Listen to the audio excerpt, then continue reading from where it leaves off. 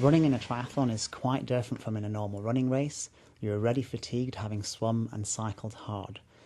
Therefore, we're going to give you some tips of how to run well off the bike. When you're running, you want to be really aware of your running cadence. This is the number of times that your feet are hitting the ground per minute.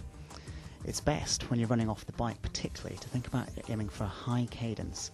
So you're moving your legs a little bit faster than normal, but using a slightly shorter stride. This is much more efficient, and when you've been cycling at high cadence, you'll find that you'll run much better if your cadence is matched to what it was on the bike. So typically you're looking at 90 to 95 revolutions per minute. That's the number of times that your right foot hits the ground in that minute. Another important point of running technique when you're coming off the bike is to think really carefully about having your hips high and forward. Because you've been sat down on the bike with an acute angle at your hips, you tend to find that when you start running, there's a bit of a tendency to sit down. So if you really concentrate on keeping those hips high and forward, you'll stand a bit taller and you'll run more effectively. One of the ways you can save energy on the run is to really concentrate on relaxing your upper body. It's amazing how much tension you hold in your hands, your shoulders, your neck and your face.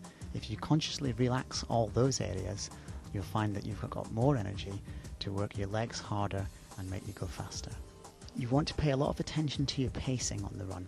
It's very easy to get off the bike, start chasing down the person just ahead of you and run far too fast over the early section of the run. The trouble with that is that for all the time that you go faster early on in the run section, you'll get fatigued and you'll slow down even more in the latter stages. So therefore try and make your run as even paced as possible.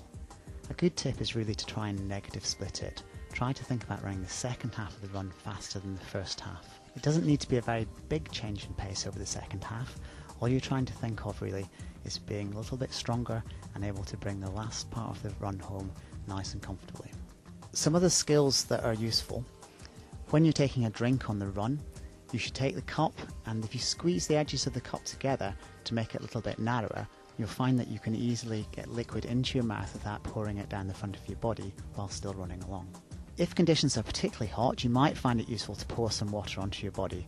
However, do make sure that you've picked up some plain water and not a sticky sports drink.